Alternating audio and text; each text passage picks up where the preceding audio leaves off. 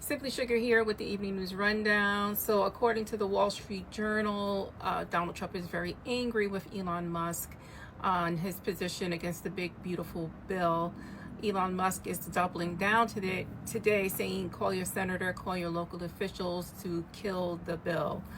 I don't know what Elon has on Donald Trump. I'm pretty sure it has to do with election interference. We haven't seen Donald Trump in a few days, and there's been some posts on his Truth Social which are very lucid in full sentences, and so we know he's not typing any of that. So there's that. Chaos is happening over there in the Senate and in Washington, D.C. Only time will tell what's going to happen with this bill. Trump is threatening to primary any Republican who doesn't vote for it. And I'm sure Elon Musk is saying, if you vote for it, you won't get any of my money, which puts people in jeopardy. Whether we like Elon Musk or not, and we don't like him, remember, he interfered with our election. He still has a lot of power and control because of his Twitter X, the popularity of that application. Even though it's not doing well, it's doing well enough where he still has a lot of influence.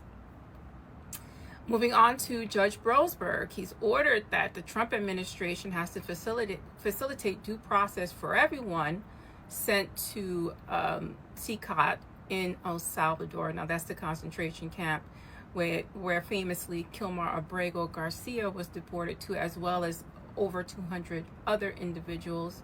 We do know that most of those individuals do not have a criminal record, as the Trump administration has stated previously. I don't know what's going to happen. Trump has, and his administration have been found to be in contempt of court. And if they do not adhere to this, they will be further in contempt. I don't know what the consequences are, if any. We're all waiting to see something happen. This, as Stephen Miller has told ICE officials to start getting creative with these arrests. So they're no longer seeking out criminals. They're going to be trying to detain, deport by any means necessary. And you might just get swept up in the melee. I might get swept up in the melee. I look very obviously Hispanic, and so, you know, even though I'm a citizen and my parents were citizens, it doesn't matter. You know, that's something that, you know, we all have to worry about now.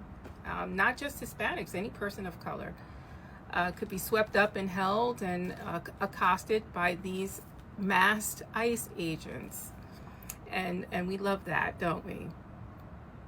In other news, the FBI seizes weapons and Nazi gear in Washington state. Federal agents confiscated 35 weapons, explosive, and Nazi paraphernalia from a residence linked to white nationalist groups in Washington state. The raid is part of an investigation into stolen military equipment and domestic extremism. This is domestic terrorism. You know, we got to call a spade a spade. You know, everyone's talking about those immigrants. And look at this right here. I'm surprised they even investigated this, because the FBI has been told to focus on immigration as well. So we love that. We also love that.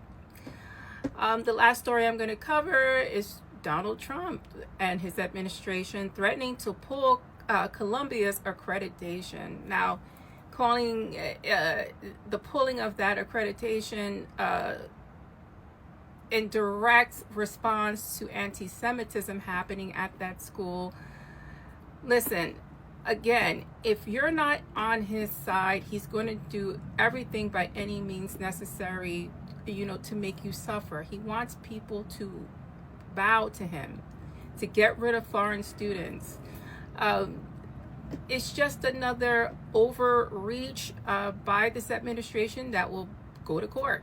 And there we are, going to court, and he won't comply, and it looks like nothing will happen. But here we are, and this is the evening news rundown. I want to give a shout out to my sister-in-law and brother for getting me some merch.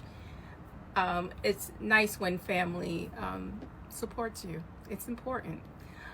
Please like, follow if you can.